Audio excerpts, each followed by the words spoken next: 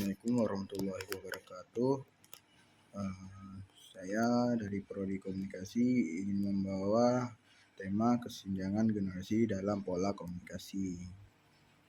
Yang pertama-tama,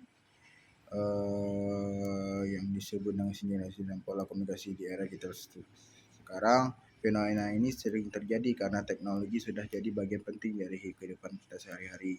Setiap generasi tumbuh dengan cara komunikasi yang berbeda. Misalnya generasi baby boomers yang terbiasa ngobrol langsung dengan tatap muka atau lewat telepon rumah. Sekarang X mulai mengenal pagar dan SMS.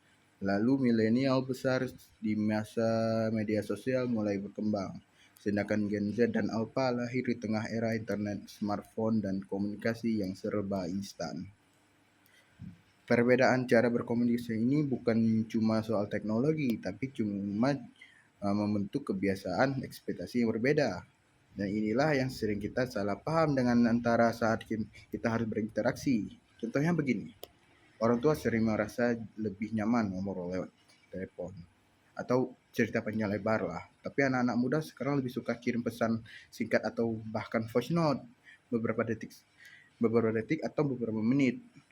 Nah, lalu ketika anak muda mengekspresikan perasaan lewat meme atau stiker atau emoji, generasi lebih tua itu menganggap kurang sopan atau nggak serius.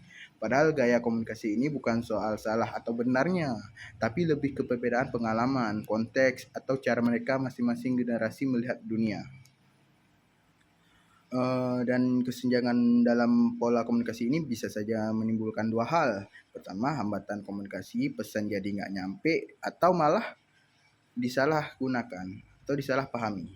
Kedua, potensi konflik. Misalnya orang tua yang merasa anaknya kurang sopan, padahal si anaknya hanya mengekspresikan diri dengan cara berbeda, entah itu stiker atau emoji. Sebenarnya yang terjadi nggak masalah atau tidak menghargainya, tapi karena masing-masing mereka memakai bahasa komunikasi yang berbeda. Bagaimana kita cara menghadapinya? Pertama, satu, empati. Cobalah memahami bahwa setiap generasi itu punya latar belakang yang cara mereka sendiri mengekspresikan diri. Fleksibilitas. Generasi yang lebih tua bisa belajar menggunakan teknologi digital, sementara generasi muda yang sudah membaca lebih menghargai dan cara berkomunikasi yang tradisional. 3. Dialog dua arah. Yang cuma menuntut satu pihak aja, tapi harus menyesuaikan diri bersama-sama supaya terbuka, saling mendengarkan dan mencari titik tengah.